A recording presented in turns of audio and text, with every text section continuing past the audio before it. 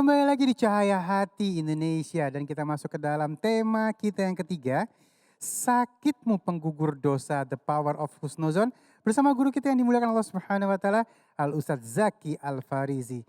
Allahumma shalli ala sayyidina Muhammad.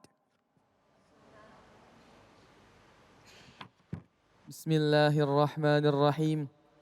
Assalamualaikum warahmatullahi wabarakatuh. Waalaikumsalam warahmatullahi wabarakatuh. Alhamdulillah. Wassalatu wassalamu ala rasulillah. Sayyidina Muhammad ibn Abdillah. Wa ala alihi wa sahbihi wa mawala. La hawla wa la quwata illa billah. Hadratul mukarramun, para alimil ulama, para asatidah, dan para jamaah yang semoga kita semua dimuliakan oleh Allah Subhanahu wa taala. Yang tidak lupa pula para pemirsa, penonton Cahaya Hati Indonesia yang semoga kita dirahmati oleh Allah Subhanahu wa taala. Ibu, adakah di sini kita yang tidak pernah diberikan rasa sakit oleh Allah? Semua orang, sekuat apapun orang, pasti pernah. Sok coba tanya, Bu. Siapa manusia yang paling kuat? Kalau udah sakit mah merengut, Bu, di kasur. Iya. Tetapi orang-orang yang beriman, ketika Allah berikan ujian rasa sakit tersebut, adanya introspeksi diri, Bu. Adanya muhasabah di dalam diri, Bu. Adanya rasa kesabaran dalam menghadapi penyakit, Bu. Kenapa? Karena orang-orang yang beriman itu selalu mencontoh para nabi, bagaimana sikap nabi ketika diberikan penyakit.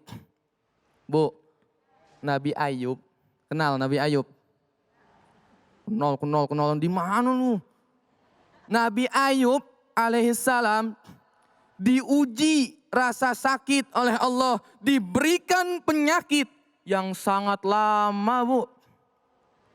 Diberikan penyakit yang sangat lama sampai istrinya, Papi kan nabi.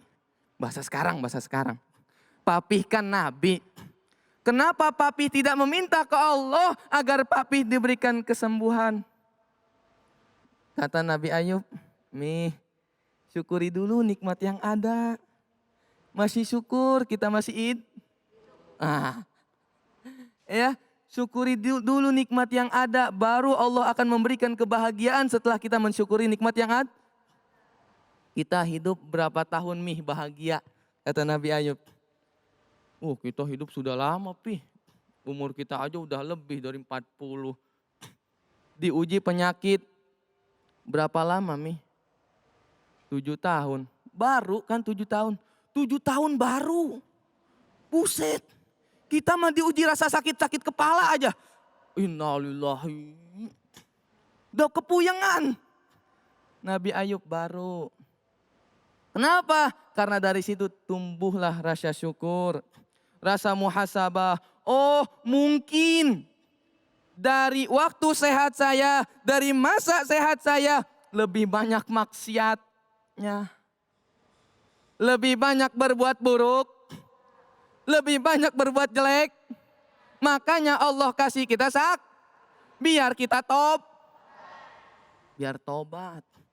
Allah kasih kita ujian biar apa? Biar kita ingat lagi sama Allah. Jangan udah dikasih ujian kagak tobat-tobat. Na'udzubillah tsumma dikasih sehat nggak mau sholat. Dikasih sakit nggak mau sholat, maksiat terus.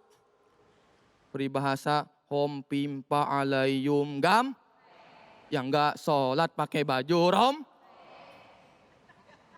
ya, di akhiratnya pakai baju rombeng. Kenapa? Kagak ibadah. Maka dari itu seorang insan yang beriman, contoh Nabi ketika Nabi itu diuji dengan rasa sakit, bersabar. Tapi jangan minta sakit terus. Tetap meminta kesembuhan. Makanya kita diberikan nikmat sehat walafiat. Nikmat sehat yang bermanfaat. Bermanfaat buat apa? Buat ibadah. Bermanfaat buat mengabdi kepada Allah. Tadi Kiai bilang, bersyukur adalah mempergunakan nikmat dari Allah untuk apa? Untuk beribadah. La in syakartum la azidannakum wa la in kafartum inna adabi. Barang siapa yang mensyukuri nikmat Allah, maka nikmatnya akan aku tambah. Barang siapa yang kufur, maka ingatlah azab Allah sangat. Kata orang di luar, waduh, saya mah punya bini satu, bersyukur. Karena kata Allah kalau kita punya nikmat disyukuri, maka nikmatnya akan Allah.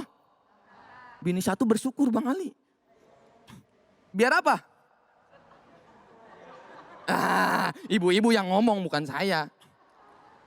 Kita dikasih nikmat sakit pun itu nikmat Bu. Biar apa? Biar ingat ke Allah, gugur dosa-dosanya. Karena dalam sebuah riwayat Nabi pernah menyampaikan.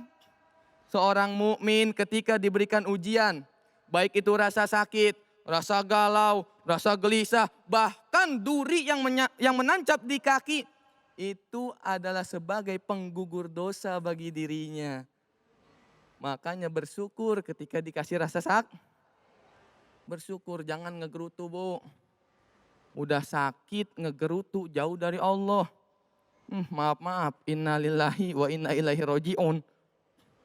Tapi ingat, kata Allah, walanabluwannakum bisyai'im minal khaufi wal ju' wa naqsim minal amwali wal anfusi wa thamarat wa basyiris sabirin.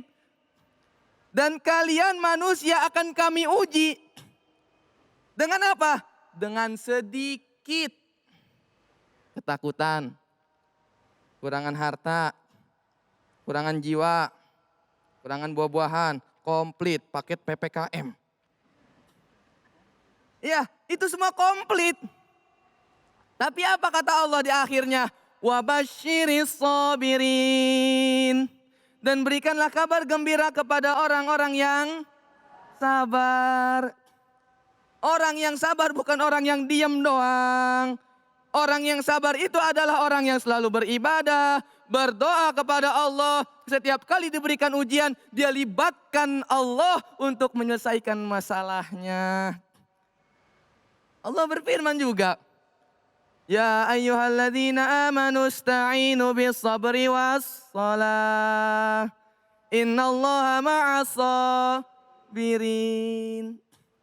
Wahai orang-orang yang beriman, kata Allah, ya, apabila kamu memohon pertolongan kepada Allah, harus dengan sabar dan sholat.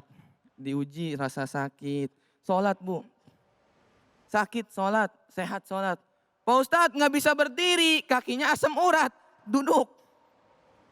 Pak Ustadz diuji asam urat, nggak bisa duduk juga, kakinya sakit, ngelonjor. Ngelonjor nggak bisa juga, tiduran. Oh Pak Ustadz nggak bisa ngangkat tangannya, lemas, pakai isyarat. Isyarat nggak bisa, modar. Maka dari itu sakit apapun yang kita derita, ibadah harus berdoa harus dan di samping berdoa kita juga harus ikhtiar. Jangan udah tahu sakit ngerem aja di rumah. Sembuh kagak makin jadi iya. Doa ya Allah, ya Allah, ya Allah, ya Allah. Tapi kagak minum obat. Batuk berdoa kagak minum obat. Nunggu mukjizat. Nabi.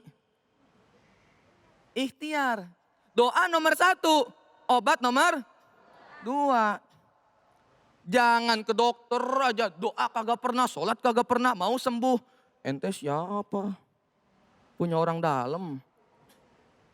Allah dulu libatkan, minta permohonan kepada Allah. Ya Allah, iyyaka na'budu wa iyyaka nasta'in. Saya beribadah kepadamu ya Allah. Dan saya juga memohon pertolongan kepadamu ya Allah. Maka berikanlah saya kesembuhan ya Allah. Agar apa? Agar saya dapat melaksanakan ibadah dengan tenang.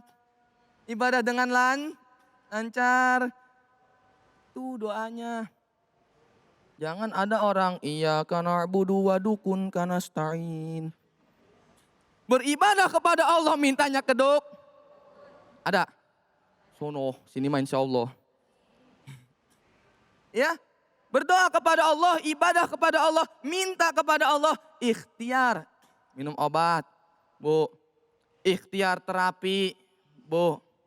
Ikhtiar. Sama kayak kita nggak punya duit. Ya Allah, ya Allah, ya Allah.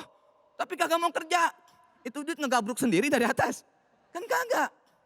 Kita juga sama. Sakit berdoa sama Allah. Ikhtiar lewat apa? Datang ke dokter. Dok, saya begini. Ceritakan penyakitnya ke dokter. Setelah itu apa? Baru ikhtiar minum obat. Doa sudah, ikhtiar sudah, maka Allah nantinya akan memberikan kesembuhan. Saya memakmuman saja sama kiai. Tadi kata kiai, wa may yattaqillaha yaj'al lahu makhraja. Siapa yang bertakwa kepada Allah, maka Allah akan mengeluarkan dia daripada kesusahan. Sakit, susah. Usaha, kena dampak PPKM, susah. Mau keluar, susah. Mau ke sini, susah. Maka satu, bertakwa kepada Allah dan ikhtiar menjalankan apa? Usaha kita. Ke dokter, beli obat, baru kita akan diberikan kesembuhan oleh Allah Subhanahu wa ta'ala. Dan ketika Allah berikan kesembuhan, jangan pernah melupakan Allah Subhanahu wa ta'ala. Sekian dari saya. Wabillahi taufiq wal hidayah. Assalamualaikum warahmatullahi wabarakatuh. Waalaikumsalam warahmatullahi wabarakatuh. Terima kasih ilmunya Al-Ustadz Zaki Al-Farizi. Masya Allah ya. Dan pemirsa di rumah jangan kemana-mana, saat lagi kita akan menjawab pertanyaan-pertanyaan yang sudah masuk melalui media sosial kita. Tetap bersama kami di Cahaya Hati Indonesia.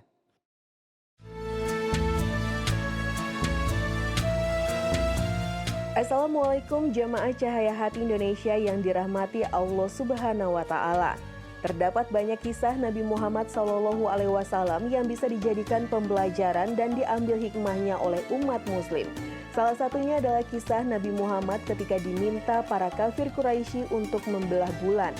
Berikut ini adalah kisah mukjizat Nabi Muhammad membelah bulan dan fakta ilmiahnya.